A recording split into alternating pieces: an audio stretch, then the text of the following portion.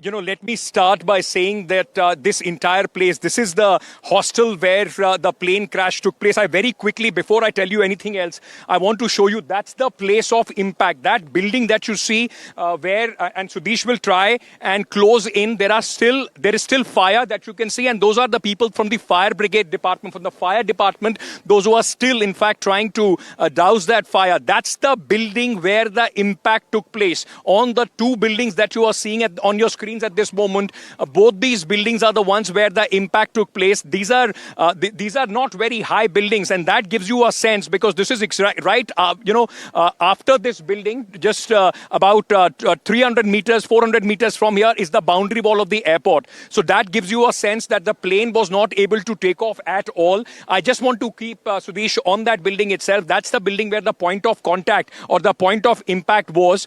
That's the building on which the plane first landed, and then I will show you the impact. While I'm breathing here, and it's been few hours since then when the accident has taken place, all that is left is a burnt buildings, charred, in fact, trees, and massive area of impact that you see all across. You remember the picture.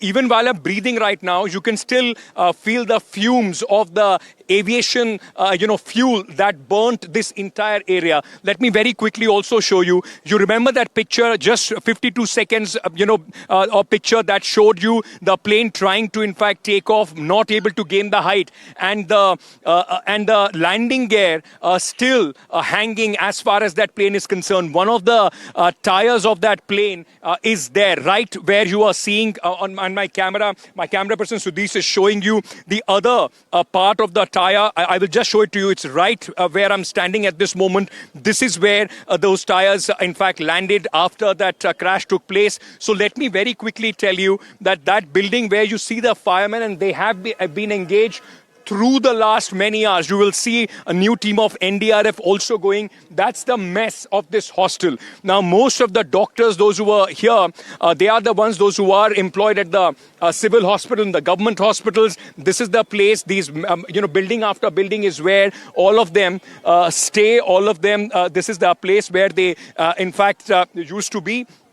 And what I'm showing you at this moment is you will see, if Vishnu or Shiv or all of us, anybody who would be here, you would see the Air India logo. It seems to be one of the wings, in fact, and you will see the Air India logo. That seems to be the part of the tail. The entire thing is the ground beneath it is absolutely black, scorched completely. This is the mess where, in fact, the plane had, the doctors were having their lunch at that point of time, and the point of impact were these two buildings, and then the plane. It's about, I'll show you, it's about 500 meters or 400 meters from here, where one of the engine, while I was coming here, has impact. The point of impact of the engine was. I will again show you another building where there is still some fire which is burning. Sudesh, if he can point out, that's one of the building of the hostel. Now, these buildings are ground plus 5. So total ground plus 5, that's the height of these buildings as far as the floors are concerned. But Sudesh will show you that the impact of the plane was such that it made a crater on the side wall of that building, where you can still see some fire burning. So at this moment, though there are too many people here, but the fact remains that this is, it's yet not very safe to be around this place, though the fire brigade officials that you are seeing on the top are still, in fact, working to ensure that there is every ounce of that burning fuel, the fire is doused, and you can still see the smoke coming out along with those buildings which are absolutely charred and black. Let me show it around once again. That's the logo of the Air India flight, which was on its way to London. This is where the point of impact was, and that's where you see that logo, on the tail that usually you see on the aircraft. Now, let me also take you a little further, and it will give you a sense, because right from here, that's the point of impact, to all the buildings that you will see right till the end. every single building is charred. Every single building is charred. The buildings are on the right, on the front, the trees, the ground beneath them, everything is charred black. And that was the impact. It took hours and hours before, in fact, the fire could be brought under control. But where we are standing at this moment, it looks like, I mean, a bomb dropped here. There are craters and after craters. This is one place where you saw the tires, as far as that plane is concerned, the landing gear, those pictures. I will try and make my way and I will show you some other, in fact, scene. While I was coming here, like I said earlier, people are still in disbelief. You will see the completely broken wall, and then, of course, you are seeing these two buildings. So keep counting. 1, 2, these two buildings of 6-story each, which were completely burnt. And beyond this, if I keep walking, and I can keep walking for another 400 to 500 meters, all that you will see is what's left after that aircraft crash, the debris, the devastation, and of course, the kind of shock that people are still coming to terms with. This is another building. I very quickly want to point out to that aircraft which is taking off at this moment. This gives you a sense that at the time when the plane comes towards this area, when the plane is taking off, when the plane is trying to take its height, this is at least the height that the plane should be at. And the Air India aircraft could not, in fact, do that. It just could not take off and just landed at a building which is lower, which is shorter, which is in length, less than even the buildings which have had the maximum impact.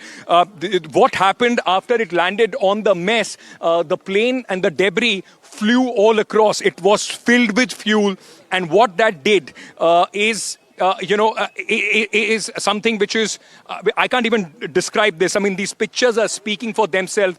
Look at this building, the front of this building completely devastated, as if a bomb had exploded here.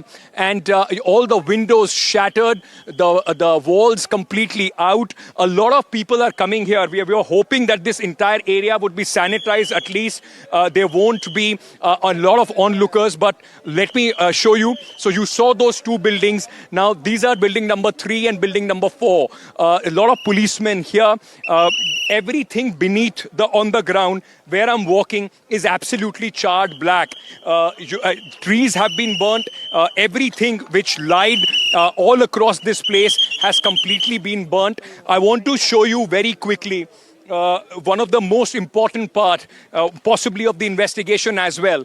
This is one of the engines of the plane. It has landed more or less 250 meters from the place where the initial impact took place. That's the building where the initial impact was. And then if you go across, Sudesh will show you the place where the engine has landed, at least 250 meters from the building where the impact took place. The wall where the engine landed completely broken. What I was told earlier that there is a specialized team which is in fact looking only for the black box. Let me also tell you at this moment that 186 bodies so far have been received at the hospital. Now, this is what the sources in the hospital are telling us. Now, put together, there were 242 crew members and passengers on board the plane. 5 people who have lost their life on the mess that I was showing you earlier, where the initial impact took place. That takes the entire number to 247, out of which 2 survivors. So 245 bodies entirely to be found. I want to show you once again, because you would understand this better. That's the minimum height, because this entire hostel falls on the path of the takeoff, and this gives you a sense of how high it should have been, but how low it was that the impact took here. At this moment when I am trying to breathe, it is a mix of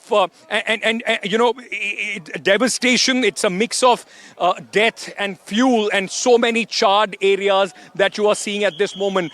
This possibly, all these remains, some medicines here must have fallen out of somebody's bag. But what I can also tell you, beyond the 4th building of impact, there are 2 more buildings which have been completely engulfed in the fire, which have been destroyed in the fire. What I was told is that there are still some places, some rooms where the fire is still burning, some bodies to be recovered. Where you see the NDRF, people in the red uniform, that's where I've been told that the operation is still on to try and recover the bodies. So there seems to be some part of the plane which must have fallen there, where the operation at this moment is on.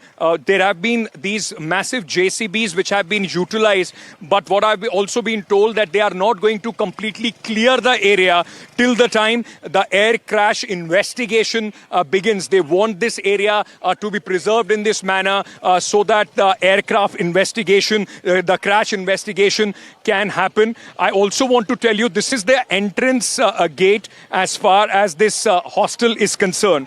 Now, right next to it is the wall, and right on the wall is one of the doors that we saw while we were coming in as far as this, the crash site is concerned.